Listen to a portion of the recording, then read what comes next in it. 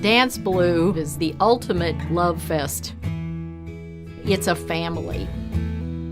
Every year you keep wondering, how can this get any better? It gets in your blood. Seeing that commitment, seeing that determination that we're going to not just make this organization bigger and better, but embrace the message of FTK. This is for the kids.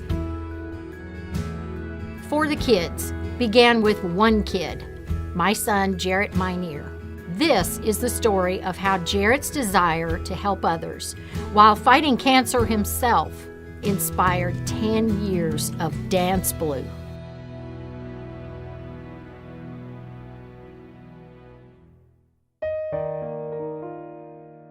Jarrett always had this innate ability to make people feel better. And when he was diagnosed, even at 2.5, he immediately would want to reach out emotionally to other patients.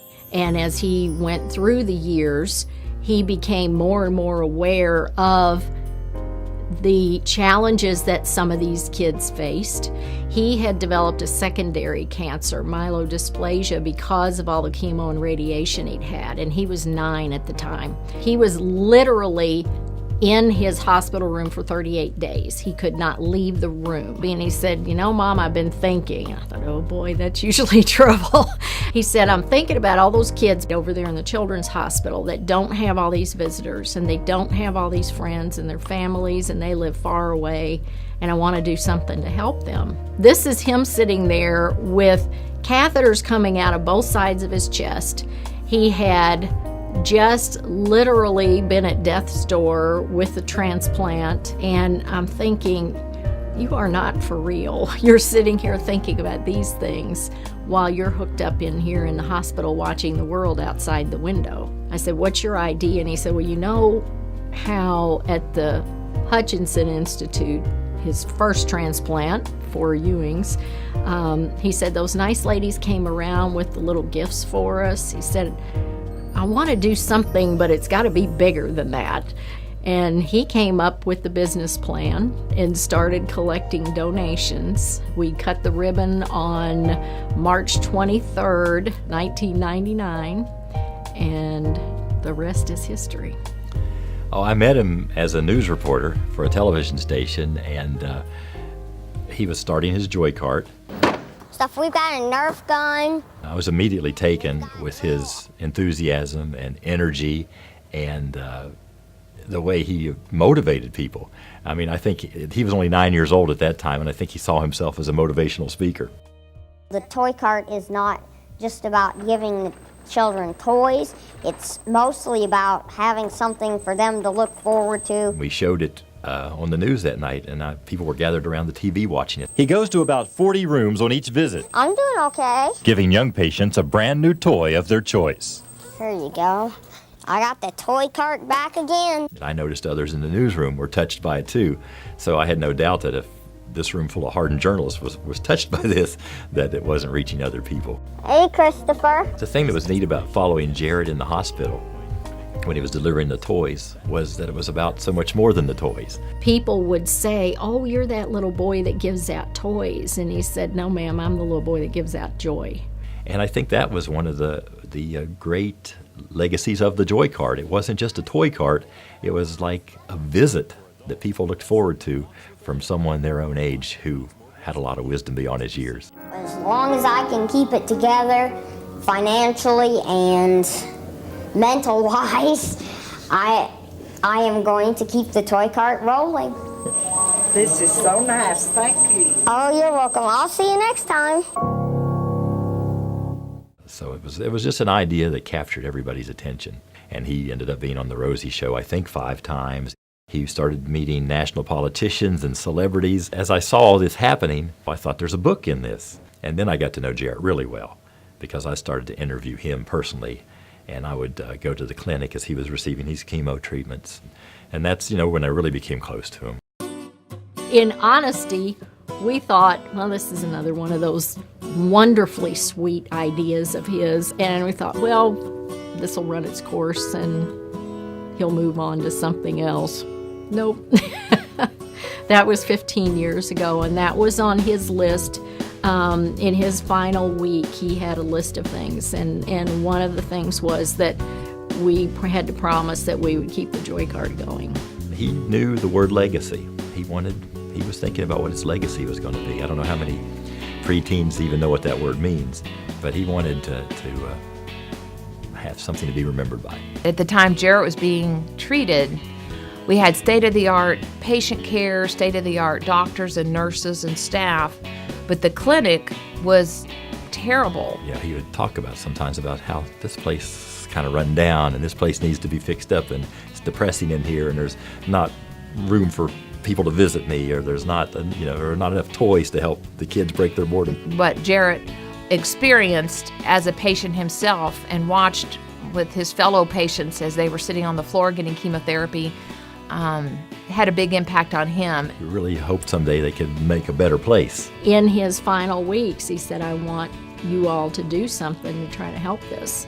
We talked about what could we do to help make Jarrett's last wish come true. And when we started that effort the day after he passed away, it turned into a new clinic at that time. And when that was finished, the ribbon was cut, and I said, there's more we can do. I know there's more we can be doing. And that was when my daughter contacted me. Carolyn was a sophomore at Penn State University, and she had participated in their dance marathon. It's called FON, and it's the biggest and oldest one in the nation. And she shared a video and shared what she had learned. That was just a real key moment. We looked at each other and said, this is it. That's when we came up with a plan to visit with the major student organizations at UK. It's still really funny because you think a couple of, older women having meetings, why are these students going to listen to us? But quite a few students said, oh my gosh, I saw Jarrett on television when there were stories about the Joy Cart.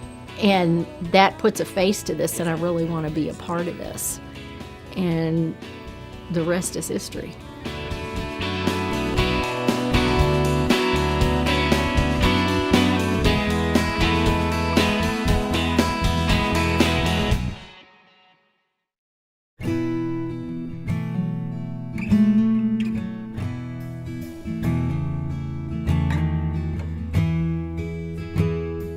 The key to DanceBlue is that the students then took it all on their backs. They genuinely knew this was going to work. And Jennifer and I became cheerleaders and not work leaders.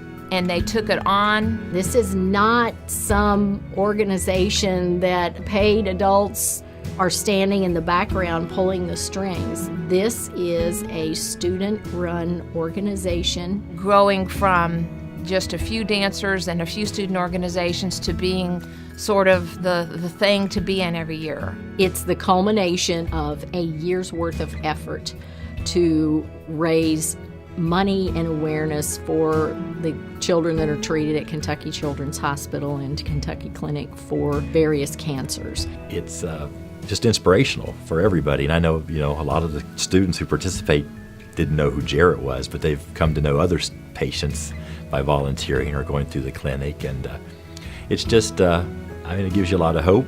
To see the students treat these patients like rock stars. Every single child that has gotten up there for every single DanceBlue, they are absolutely, completely embraced by that crowd. Nobody's at this event because they have to be here. They want to be here. None of them see it as a job or an obligation or a chore.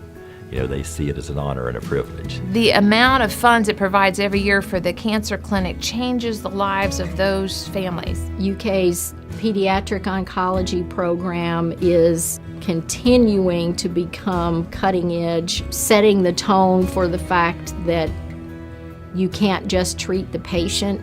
You are treating the entire family, the entire dynamic of the situation. It certainly has changed the world in Kentucky of pediatric cancer. There will be hundreds and hundreds of more families that are going to come through those doors. And those kids and those families deserve the best. It definitely honors Jarrett's life, what's being done through DanceBlue and what these students do, not just this one weekend, but throughout the year. It lets the patients and the families know, and this is very similar to Jarrett's purpose with Jarrett's Joy Cart. It lets these patients and their families know that these students who may not even know them, may never see them again, but they came together and served together to help make these kids and their families' lives better. I can't think of a better way to honor Jarrett. It's just the ideal embodiment of what he meant. You know, I wish Jarrett could be there, but I know he's there. It is so heartwarming to see that people still remember him, because quite honestly, the worst fear of a parent when you lose your child is that they're going to be forgotten because they were here for such a short time. However, Jarrett liked to think that he was a voice for a lot of those children and a person that could take the dreams and hopes of other kids and put them into action. It wasn't about Jarrett, and it's still not just about Jarrett. It's a representation of all of these kids that go through so many things at such a young age and are faced with just sometimes insurmountable challenges, medically, physically, you name it, and giving them a voice, and that's what we try to continue.